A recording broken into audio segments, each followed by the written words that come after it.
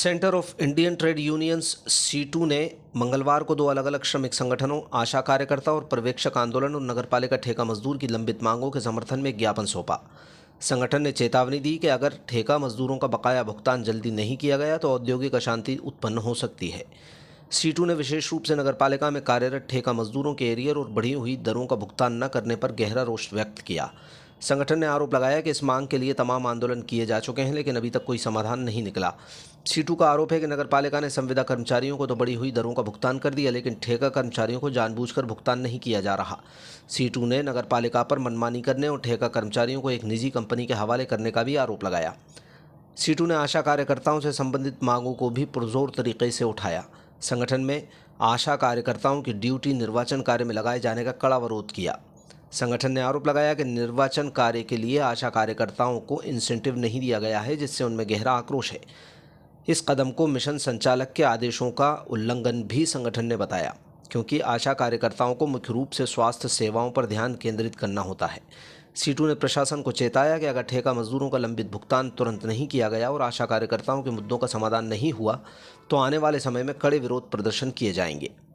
एक तो आशा कार्यकर्ता और पर्यवेक्षकों का भी आंदोलन है, प्रदेश व्यापी आंदोलन है और आज उनका ज्ञापन देना है। दूसरा, ये नगर पालिका में जो काम करने वाले ठेका मजदूर हैं, असल में इन ठेका मजदूरों को एक एरियर की मांग हम लंबे समय से कर रहे हैं। हमने तमाम आंदोलन भी किए हैं और ज्ञापन भी दिए हमने नगर पालिका में, मगर जो एरियर का भुगतान होना है, जो पुनरीक्षित वेतन दरें बढ़ी थी, एक बढ़ी हुई मजदूरी दरों का एरियर का भुगतान होना था और ये शासन के आदेश है और हाईकोर्ट ये इंदौर का भी आदेश है, मगर उसके बावजूद ये एरियर का भुगतान इन ठेका मजदूरों को नहीं किया है। और एक और विडंबना ये है कि भेदभावपूर्ण कार्रवाई करते हुए जो संविदा कर्मचारी नगर पालिका में काम करते हैं, लड़ाई इन्होंने लड़ी मगर उनका भुगतान तो हो गया एरियर का, मगर इनको भुगतान नहीं हुआ।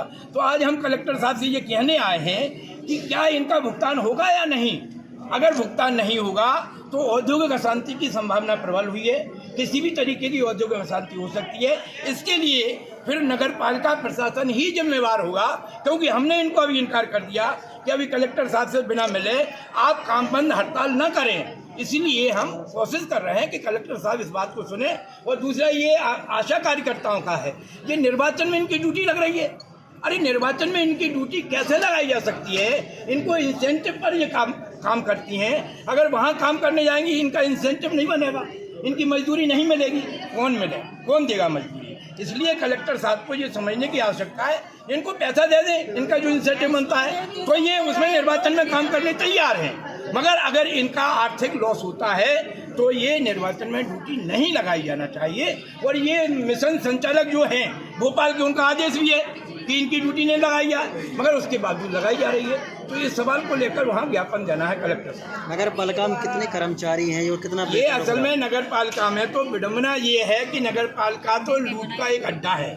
मजदूरों का शोषण होता है, न्यूनतम वेतन भी नहीं मिल रहा है, इनकी एरियर भुगतान की बात तो अलग है।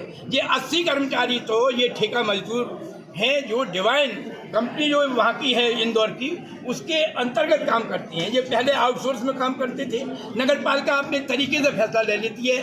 कभी नगर पालिका के कर्मचारी थे ये, फिर आउटसोर्स में दे दिए, आज ठेका मजदूर हैं। इनका कोई भी धनी धोरी नहीं है, इनकी बड़ी बुरी दशा है। इनको न्यूनतम वेतन भी नहीं मिल रहा है, 5 और 7 हज़ार न्यूनतम वेतन दे रही है वहाँ नगर पालिका में। कितना लूट है और ये प्रशासन की नाक के नीचे है। कौन देखेगा ये कानून तोड़ रहे हैं? अगर ये कानून तोड़ेंगे तो इन पर कार्रवाई हो जाएगी। अगर नगर पालिका कानून तोड़ रही है कोई उसकी बात नहीं कर रहा है। तो इसलिए कानून का पालन होना चाहिए, ये हमारा अनुरोध रहा है हमेशा से।